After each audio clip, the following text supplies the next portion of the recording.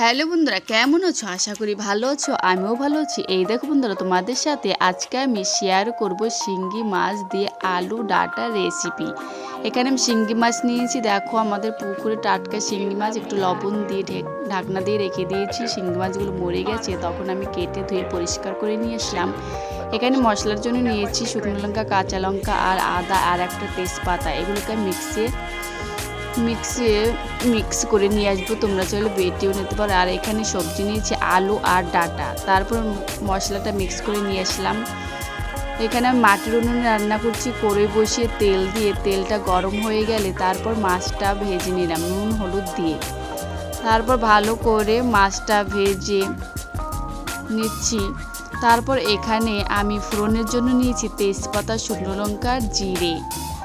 আর দেখো, মাছটা ভাজা হয়ে গেছে, মাছটা নামিয়ে নিলাম। তারপর ওই তেলের মধ্যে ফোড়ন দিয়ে সবজিটা দিয়ে ভালো করে নাড়াচাড়া করে একটু কষিয়ে নেব।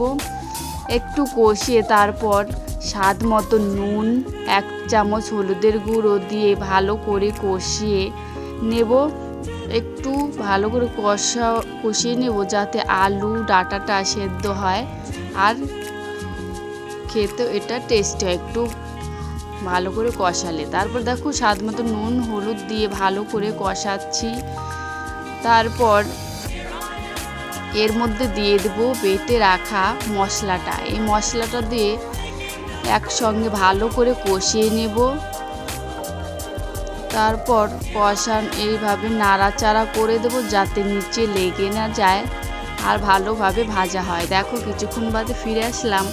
এটা আমার ভাজা হয়ে গেছে। তারপর পরিমাণ মতন জল দিয়ে কিছুক্ষণ বাদে ফিরে আসছি। দেখো, কিছুক্ষণ বাদে ফিরে আসলাম। তারপর ঝোলটা যখন টকবক করে ফুটছে তখন ভেজে রাখা মাছটা এর মধ্যে দিয়ে ভালো করে নাড়াচাড়া করে দিচ্ছি। আবারও কিছুক্ষণ বাদে ফিরে আসি। দেখো, মাটির উনুনে রান্নার স্বাদই অন্যরকম।